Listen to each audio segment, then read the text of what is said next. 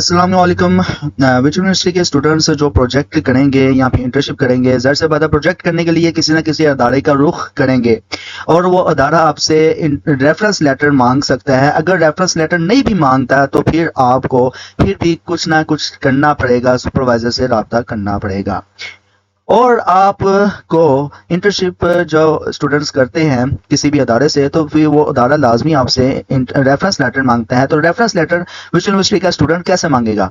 एक psychologist community के subscriber और विच यूनिवर्सिटी के स्टूडेंट ने हमसे कहा था कि सर आप प्रोजेक्ट रेफरेंस लेटर या इंटर्नशिप रेफरेंस लेटर पे मुकम्मल गाइडेंस के लिए एक वीडियो बनाएं। तो उनकी रिक्वेस्ट पे, उनके कहने पर मैं ये वीडियो बनाने लगा हूँ। तो मेरी ये रिक्वेस्ट है सबसे पहले कि आप साइकोलॉजिस्ट कम्युनिटी यूट्यूब चैनल को सब्सक्राइब कर दें। जिन स्टूडेंट्स ने साइकोलॉजिस्ट कम्युनिटी के चैनल को सब्सक्राइब नहीं किया तो सब्सक्राइब कर दें और साथ में घंटी के बेल आइकन बटन को प्रेस कर दें ताकि आने वाली जो मजीद अपडेट्स है साइकोलॉजिस्ट कम्युनिटी की तरफ से बावक्त आप तक पहुंच सके। और अगर आपने ऑलरेडी चैनल को सब्सक्राइब किया हुआ है तो वीडियो को लाइक करें, शेयर करें। तो यूनिवर्सिटी आपको असाइनमेंट वाले सेक्शन में या डाउनलोड वाले सेक्शन में एक फॉर्म देती है जिसका नाम है रिक्वेस्ट फॉर्म। ये जो रिक्वेस्ट फॉर्म है ये विच यूनिवर्सिटी के उन स्टूडेंट्स के लिए है जो अब प्रोजेक्ट करेंगे या एक्टिव प्रोजेक्ट के अलावा इंटर्नशिप करेंगे। और ये रिक्वेस्ट फॉर्म कैसे फिल करना है इसके हवाले से मुकम्मल गाइडेंस स्टेप बाय स्टेप मैं आपको बताऊंगा। इसके लिए सबसे पहले इसमें जो हेडिंग्स है वो पढ़ लेते हैं। अच्छा, ये जो रेफरेंस लेटर इसमें लिखा हुआ है एक्टिव सिटीजनशिप, जबकि एक्टिव सिटीजनशिप के लिए जो रेफरेंस लेटर है या फिर जो रेफरेंस लेटर है मंदरजा झैल जो आपको स्क्रीन पे कोर्सेज के जो कोड नजर आ रहे हैं या दूसरे जो रेलिवेंट प्रोजेक्ट के जो कोर्सेज हैं या इंटर्नशिप के कोर्सेज हैं, सबका जो रिक्वेस्ट फॉर्म है वो सेम है। हाँ, ये है कि अगर आप इंफॉर्मेशन स्टूडेंट इंफॉर्मेशन वाले कॉलम में जाएंगे तो यहाँ पे आपको स्टूडेंट अर्न क्रेडिट होर्स और रिमेनिंग क्रेडिट होर्स, ये जो है ना ये एक्टिव सिटीजनशिप वाला जो फॉर्म है रिक्वेस्ट फॉर्म, इसमें नहीं आपको मिलेगा। लेकिन ये अब फॉर्म के ये सिर्फ मैंने ऑलमोस्ट देखा है कि जितने भी रिक्वेस्ट फॉर्म है जो प्रोजेक्ट पे डिपेंडेंट है उनको ये जो है ना ये उसका नाम है अर्न क्रेडिट और रिमेनिंग क्रेडिट और ये नहीं मेंशन। बाकी जो इंटर्नशिप वाले फॉर्म्स हैं उनके लिए जो रिक्वेस्ट फॉर्म है वो उसमें मेंशन है, बाकी सारा सेम है फॉर्म। अब इस फॉर्म को फिल कैसे करना है? सबसे पहले ऊपर जो दी गई गाइडेंस है उसको पढ़ लेते हैं। क्या बताया गया है स्टूडेंट्स को कि स्टूडेंट्स जो प्लीज इस फॉर्म को जो है सबमिट करना है आपने सॉफ्ट कॉपी में, और कहाँ पे आपने सबमिट करना है असाइनमेंट वाले सेशन में, यूएलएमएस असाइनमेंट वाले सेशन में।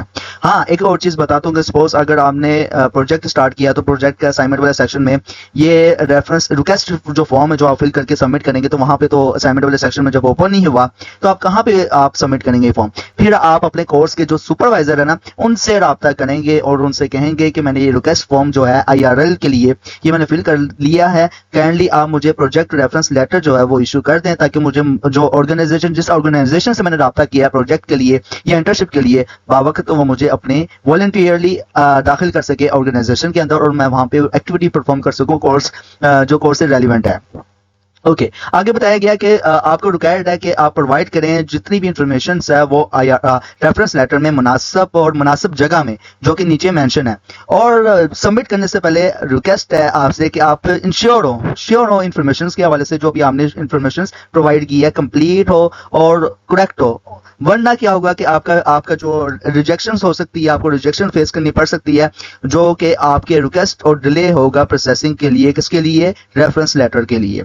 उसके बाद नीचे बताया कि बिफोर सेंडिंग योर रिक्वेस्ट, आपने रिक्वेस्ट सेंड करने से पहले इंश्योर होना है कि जो रेफरेंस लेटर में जितना भी कुछ मेंशन है वो ऑर्गेनाइजेशन ने प्रोवाइड किया है आपको एक प्लेसमेंट, मतलब कि ऑर्गेनाइजेशन ने अगर इजाजत दी है तो तभी आप ये रेफरेंस लेटर फिल करेंगे, अदरवाइज नोट। मतलब कि आपने विजिट किया या कॉन्टेक्ट किया लेकिन ऑर्गेनाइजेशन ने कहा चलो ठीक है हम देखेंगे और आपने वहां से देख लिया, नहीं है। पहले कंफर्म होना चाहिए कि ऑर्गेनाइजेशन बिल्कुल आपको जगह दे रही है वॉलंटियर वर्क के लिए और प्रोजेक्ट के लिए या फिर इंटर्नशिप के लिए, तो तब आपने रिक्वेस्ट फॉर्म फिल करना है। और जो रेफरेंस लेटर जो होगा वो कंपल्सरी तो नहीं होता, लेकिन ये रिक्वेस्ट जो रिक्वेस्ट के लिए होता है, किसके लिए? आरएल के लिए, रेफरेंस लेटर के लिए।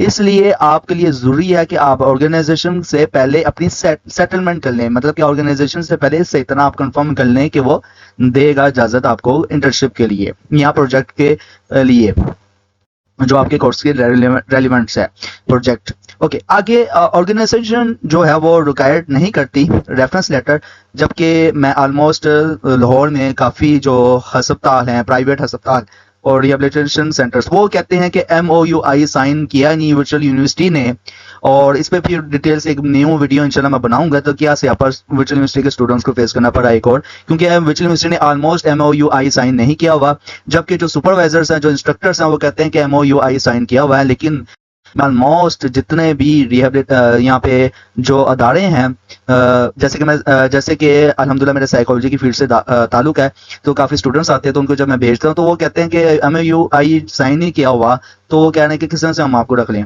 खैर इस पर मैं एक डिटेल लहदा से बनाऊंगा। तो इसमें बताया गया कि अगर जो ऑर्गेनाइजेशन है आपसे रिक्वायर्ड नहीं करती रेफरेंस लेटर, यहाँ पे बताया गया है अगर ऑर्गेनाइजेशन आपसे रेफरेंस लेटर रिक्वायर्ड नहीं करती तो आपने अपने सुपरवाइजर से राब्ता लाजमी करना है। अच्छा, एक स्टूडेंट का केस आया, वो कहते हैं कि आपकी इंटर्नशिप कैंसिल हो गई, मेरे सुपरवाइजर ने कहा कि आपकी इंटर्नशिप कैंसिल हो गई है, आई थिंक इंटर्नशिप कैंसिल हुई है, प्रोजेक्ट कैंसिल हुआ है। तो वो बहुत परेशान थी, उन्होंने मुझसे राब्ता किया, कहते कि सर अब मैं क्या करूं। मैंने कहा कि आपने क्या रिक्वेस्ट फॉर्म फिल करके दिया था सुपरवाइजर को? कहती नहीं, ये नहीं दिया। मैंने कहा इसी वजह से उनका जो था गुस्सा जायज था, आप उनसे अपोलोजाइज करें, उनसे कहें कि मैं रिक्वेस्ट फॉर्म फिल करके देती हूँ। अगरचे मैं जहाँ पे मैं इंटर्नशिप कर रही थी या प्रोजेक्ट कर रही थी वहां पे जो था उन्होंने रेफरेंस लेटर नहीं मांगा था। तो मैंने कहा बकायदा इस रिक्वेस्ट फॉर्म के ऊपर मेंशन है कि अगर ऑर्गेनाइजेशन रेफरेंस लेटर नहीं भी मांगती तो फिर भी आपने अपने कोर्स के कोर्स के सुपरवाइजर है ना, उनको अवेयर करना है कि मैं यहाँ पे इस अदारे में जो है इंटर्नशिप कर रहा हूँ या कर रही हूँ, प्रोजेक्ट कर रहा हूँ या कर रही हूँ, और ये सारा रिक्वेस्ट फॉर्म के अंदर ही आप बताएंगे। ओके, आगे बताया गया कि आपने जो प्लीज मतलब कि मेहरबानी करके आपने जो आंसर देने हैं, जो नीचे स्टेटमेंट दी गई है उसमें यस और नो की फॉर्म में आपने देने हैं। और साथ में बताया गया है कि जो ऑर्गेनाइजेशन आपने मेंशन की है, मतलब कि यहाँ पे आप ऑर्गेनाइजेशन का नेम मेंशन करेंगे। उसमें बताया गया कि जो ऑर्गेनाइजेशन आपने मेंशन किया कि क्या वो वाकई में आपको जगह दे रही है वॉलंटियर काम करने के लिए, प्रोजेक्ट या इंटर्नशिप के लिए, तो आपने कहना है यस, यहाँ पे आपने यस कर देना है, टिक कर देना है या हाईलाइट कर लेना। ओके, और जो आपने क्या पहले से अरेंजमेंट कर ली है वॉलंटियर वर्क करने के लिए उस ऑर्गेनाइजेशन के अंदर, और आपने मीटिंग की है या कॉन्ट्रैक्ट किया है किसी कंसर्न या ऑथराइज्ड पर्सन से। अब यहाँ पे कंसर्न वर्ड यूज किया गया है, कंसर्न, अब यहाँ पे भी कंसर्न वर्ड यूज किया गया है। अब कंसर्न क्या होता है? कंसर्न मतलब कि वो शख्स जो वॉलंटियरली आपको इजाजत दे रहा है, मतलब कि HOD हो सकता है, हेड ऑफ डिपार्टमेंट हो सकता है ऑर्गेनाइजेशन का, या फिर मैनेजर हो सकता है, सुपरवाइजर हो सकता है, कोई भी हो सकता है। उस नेम ऑफ कंसर्न, तो वो जो HOD है या डिपार्टमेंट ऑफ हेड है या फिर जो सुपरवाइजर है या मैनेजर है, तो नेम ऑफ कंसर्न ऑफिशियल जो है यहाँ पे पर्सन का नेम आना चाहिए, इसलिए यहाँ पे लिखा हुआ साथ में कंसर्न ऑथराइज पर्सन। तो स्टूडेंट को यहाँ पे कंफ्यूजन होती है, तो लिहाजा कंफ्यूज नहीं होना, तो आपने यहाँ पे नेम ऑफ कंसर्न ऑफिशियल उस पर्सन का नाम लिखना है जो आपको ऑर्गेनाइजेशन के अंदर वॉलंटियरली प्रोजेक्ट करने की या इंटर्नशिप करने की इजाजत दे रहा है। डेजिग्नेशंस की बात करो तो जो पर्सन आपको ऑर्गेनाइजेशन के अंदर इजाजत दे रहा है प्रोजेक्ट करने के लिए या इंटर्नशिप के लिए, तो उसका जो डेजिग्नेशन है मतलब कि वो क्या है, मतलब कि मैनेजर है, सुपरिटेंडेंट है, HOD है या CEO है या मैनेजिंग डायरेक्टर है या फिर वो जो अटेंडेंट है, तो आपने उसका नाम यहाँ पे मेंशन करना है। तो यहाँ पे डेजिग्नेशन, जैसे कि नेम ऑफ कंसर्न मैंने यहाँ पे मेंशन कर दिया फर्जी तौर पर डॉक्टर सैयद इमरान मुर्तजा, और डेजिग्नेशन मैंने मेंशन कर दिया कि ये मेडिकल सुपरिटेंडेंट है। ओके, आगे है नेम ऑफ द ऑर्गेनाइजेशन, जिस ऑर्गेनाइजेशन में आप शिप कर रहे हैं या प्रोजेक्ट कर रहे हैं तो यहाँ पे उसका नाम आ जाएगा, जैसे कि मैंने यहाँ पे एग्जांपल के तौर पर फाउंटेन हाउस लिख दिया है।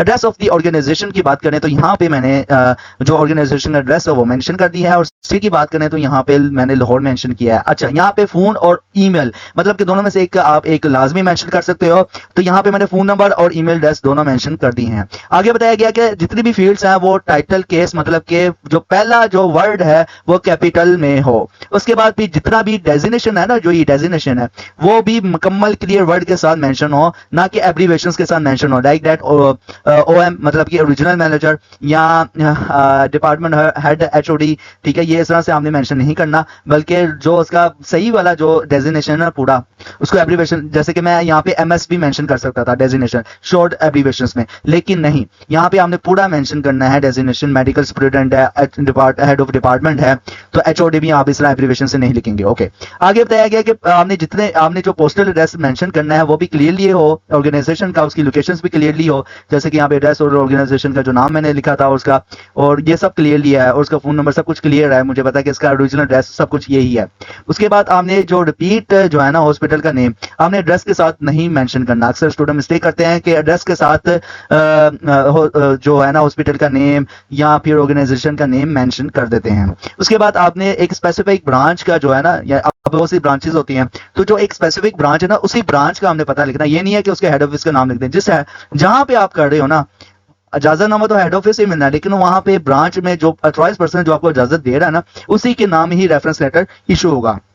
आगे चलते हैं तो यहाँ पे स्टूडेंट पर्सनल इंफॉर्मेशन है, तो यहाँ पे स्टूडेंट अपना नाम लिखेगा, स्टूडेंट आईडी लिखेगा। स्टडी प्रोग्राम की बात करें तो यहाँ पे सपोज अगर आपका बीएस साइकोलॉजी है, बीबीआईटी है, या फिर बीएससीएस है, तो यहाँ पे आप मेंशन करेंगे। अब एक और सवाल ये भी स्टूडेंट करते हैं कि क्या यहाँ पे हम 4 ईयर मेंशन करेंगे। डेफिनेटली अगर आप 4 ईयर मेंशन करते हैं तो कोई इशू नहीं है, लेकिन आप खाली अपना स्टडी प्रोग्राम जो मेंशन कर देंगे तो वो भी चल जाएगा।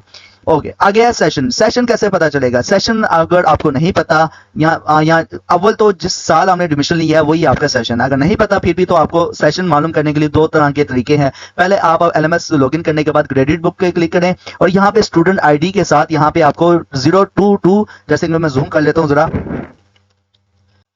यहाँ पे आपको शो हो रहा है 022 VU, यानी कि 0222, मतलब कि ये 2022 का सेशन है। और अगर फिर भी आपको नहीं मालूम हो रहा तो यहाँ पे आप माई स्टडी स्कीम पे जब क्लिक करेंगे, तो माई स्टडी स्कीम पे क्लिक करने के बाद यहाँ पे आपको आपका सेशन जो है वो आपको पता चल जाएगा। इस तरह से आप जो है मालूम कर सकते हैं। अब चलते हैं रिमेनिंग इंफॉर्मेशन की तरफ जो कह रहा है कि है, इसको मैं जूम आउट कर लूँ। ओके, तो यहाँ पे अब एक और सवाल यहाँ पे भी आता है कि स्टूडेंट्स को अर्न क्रेडिट और कि वो स्टूडेंट्स सोच रहा है कि अर्न क्रेडिट हॉर्स में क्या लिखूं और सामने रिमेनिंग क्रेडिट हॉर्स में क्या लिखूं। अक्सर स्टूडेंट सवाल करते हैं मुझसे। तो यहाँ पे remaining credit earn credit horse, अगर स्टूडेंट एग्जाम्प्टेड बेस पे एडमिशन लिया है, मतलब कि जिनका 2 साल एसोसिएट डिग्री थी और वो अपनी जो एसोसिएट डिग्री की बेस पर फिर 4 साल डिग्री में दाखिल हो गए हैं, तो उनका 2 साल एग्जाम्पशंस में आ जाते हैं। अब आपको कैसे पता चलेगा कि आपने कितने क्रेडिट हॉर्स कमाए हैं? तो यहाँ पे जब आप क्रेडिट बुक पे क्लिक करेंगे, क्रेडिट बुक पे क्लिक करने के बाद यहाँ पे आपको शो होगा 2 तरह के आपको क्रेडिट हॉर्स। जैसे कि मैंने क्रेडिट बुक ओपन कर ली है, तो यहाँ पे 2 तरह के आपको क्रेडिट हॉर्स आपको दिखेंगे, एक अर्नड वाले क्रेडिट हॉर्स, एक एग्जेम्प्टेड वाले क्रेडिट हॉर्स। तो इन दोनों क्रेडिट हॉर्स को प्लस किया जाएगा। जैसे कि मैं प्लस कर लेता हूँ, यहाँ पे टोटल 49 जो है एग्जेम्प्टेड है, प्लस 60 जो है वो मैंने अर्न किया, तो टोटल 109 क्रेडिट हॉर्स मेंशन है, बनते हैं टोटल क्रेडिट हॉर्स शो हुए हैं। तो यहाँ पे जो है, जैसे कि स्टूडेंट ने 109 क्रेडिट हॉर्स कमा लिए, तो उसका एलएमएस मैंने लॉगिन किया हुआ, तो यहाँ पे अब जो टोटल रिक्वायर्ड है वो 133 क्रेडिट हॉर्स रिक्वायर्ड है। तो यहाँ पे मैं इसको माइनस करके 133 करूंगा, तो टोटल 24 क्रेडिट हॉर्स रिमेनिंग रह जाएंगे।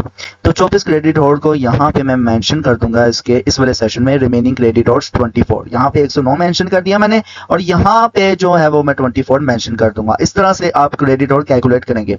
कैंपस किस तरह से निकालेंगे? जैसे कि यहाँ पे मैं अगर जाता हूँ माई प्रोफाइल पे, और यहाँ पे आपको वर्चुअल यूनिवर्सिटी कैंपस कोड आपको मिलेगा, तो आपने इसको कॉपी करना है। कॉपी करने के बाद गूगल क्रोम ओपन करना है, और यहाँ पे आपने कैंपस का कोड लिख लेना है। जैसे कि मैंने ऑलरेडी पेस्ट करके, मैंने गूगल के अंदर कॉपी पेस्ट करके मैंने सर्च किया हुआ, तो कैंपस की डिटेल निकली हुई है। और यहाँ पे आपको स्क्रॉल डाउन करेंगे, या scroll top of the 2 link, यानी कि ये जैसे कि Virtual University of Pakistan cantt campus code, cantt campus उसकी डिटेल निकल आई है, और यहाँ पे उसका मुकम्मल जो ऐसा वो भी निकला है, तो उसको आप कॉपी करके वहां पे पेस्ट कर सकते हैं। इसी तरह यहाँ पे भी नीचे जो कैंपस लोकेटर जो है वो ओपन हो गया हुआ है, तो यहाँ से भी यहाँ इसको आप ओपन करके, ये जो वर्चुअल यूनिवर्सिटी की जो वेबसाइट है, इसको ओपन करके आप कैंपस को जो है ना मुकम्मल सर्च कर सकते हैं, ये लोकेशन वाइज।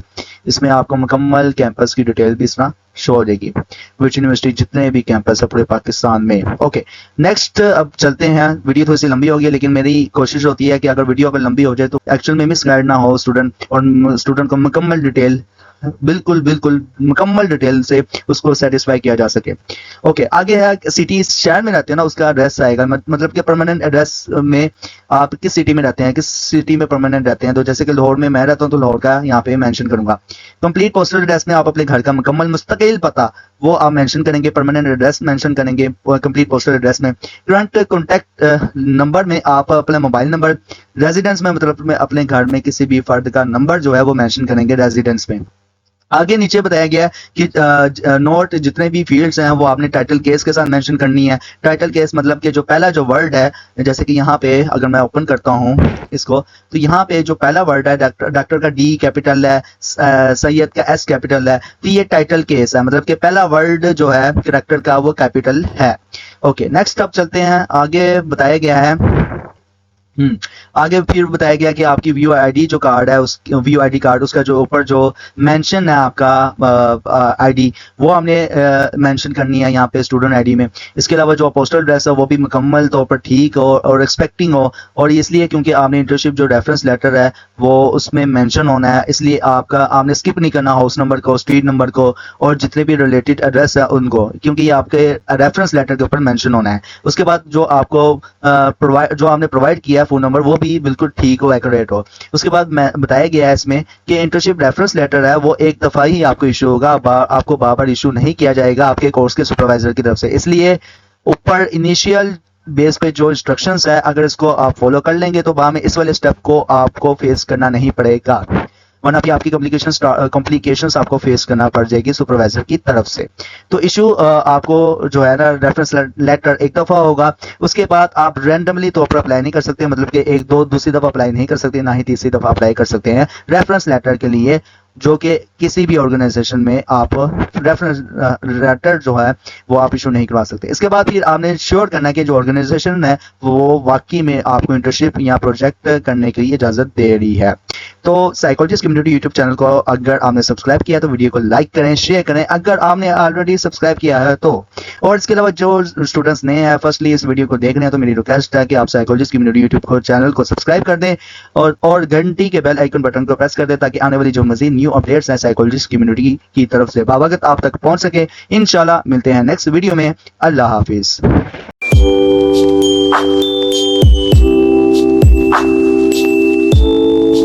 you